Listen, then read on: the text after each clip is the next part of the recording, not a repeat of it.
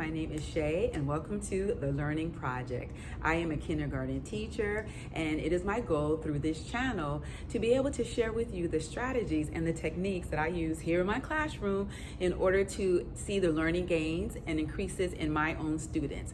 These videos are going to be educational, empowering you, the teacher, the instructor, the parent, to be able to help your child, your student along their learning journey. So welcome to The Learning Project. If there's any video that you would like for me to make, leave that information in the description box or the comments below, and I'll be able to see them to be able to make the videos that you want to see.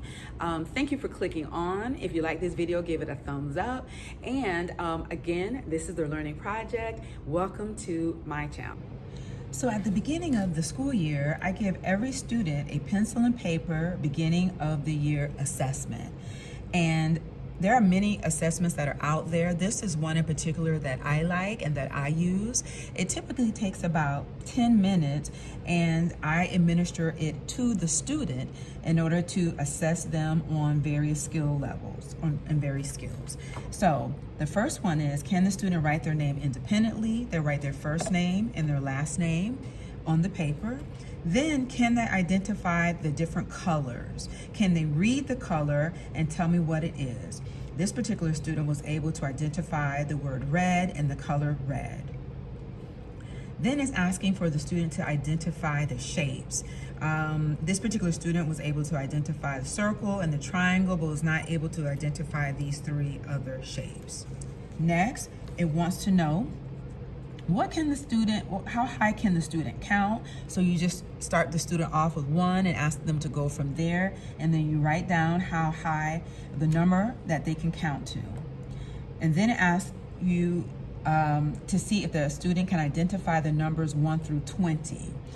This particular student had issues with some of the teen numbers, which is really normal for kindergarten. I mean, 11, 16, 19, those are things that we actually teach in kindergarten, but we're really assessing to see what it is they know with the numbers.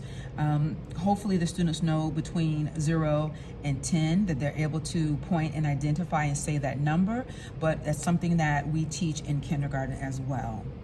Then this assessment asks the student to write those numbers down from 1 to 10. This particular student was only able to go to number 4, even though she was able to count past 10, past 20, but she was only able to write numbers 1, 2, 3, and 4. Sometimes what you'll find is that students will write their numbers backwards. They will write their numbers kind of upside down, and this will be able to give you a clear indication of what areas you need to work with that student. Then it's asking them to count objects 1 through 10, count these buttons, and then to write the number. This student was able to point and count, but she was not able to write down the number 10, even though she was able to verbally count that there were 10 buttons. Some students actually miscounted, and they were saying 9, 11, 12, but it also just lets you know you can just teach the child to point and count at the same time, or even cross off and count at the same time. Next, it asks for students to identify these letters. These are capital letters, all 26 letters of the alphabet, and these are the lowercase letters. So it's asking them to identify the capital letters to say, and you just point and ask the child or the student to say the letter. These are the lowercase letters. Now, this particular student was not able to identify a lot of the capital or lowercase letters in the alphabet. Then it asks each student to point to the letter and to actually tell you the sound of the letter. What I find is that most kids, if they're not able to identify the letter, they're not able to identify the sound. If I tell the student, if I say the sound though, if I say the letter, then, some students are able to go ahead and tell me the sound. So if this particular student, she was not able to identify the capital or lowercase m, but when it came to this part, I actually said, tell me what sound M makes, and she was able to tell me Tell me what sound P makes. She was able to tell me P.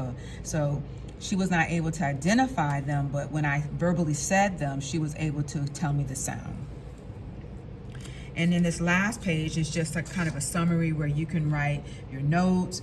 You can look at the fine motor skills. Does the student hold their pencil correctly? Are they holding scissors correctly? Those types of things are important as well.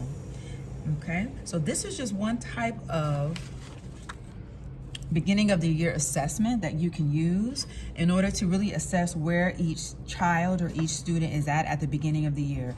And you know what, these assessments are really good also because you can compare them. You can take the same assessment and use it 2 or 3 months from now, mid-year, at the end of the year, just to see the growth of each child, just to see the growth of the student. So this is kind of like a baseline.